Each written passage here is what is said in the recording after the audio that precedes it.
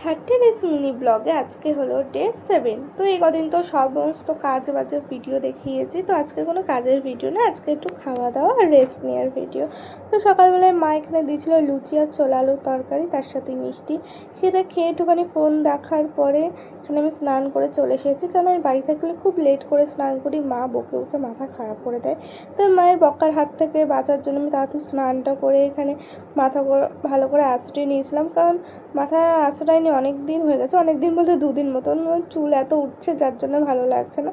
তবে এখানে টিপটা পরে নিয়েছিলাম, হাতে যে এত লেগে যাচ্ছে আঠার জন্যে। তারপর দুপুরবেলা খেয়ে নিয়েছিলাম ডিমের ঝোল আর শাক দিয়ে, সেটার ভিডিও করা হয়নি। তবে এখানে আমি ঘুমিয়ে নিয়েছিলাম পাক্কা 2-2.5 ঘন্টা মতো। তারপর মা এখানে ফল দিয়েছিল, যেটা দুপুরে আমি খাইনি ঘুমানোর জন্য, সন্ধ্যাবেলায় খেয়েছি। আর সন্ধ্যাবেলায় মা বানিয়েছিল তালের বড়া এবছরে, আর আমার তালের বড়া খেতে খুবই ভালো লাগে।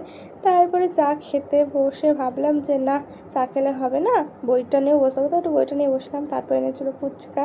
ফুচকা খাওয়া শেষ করতে না করতে বাবা আবার ঝালমুড়ি এনেছিল, সেটাকে ভিডিওটা শেষ করলাম। তো টাটা।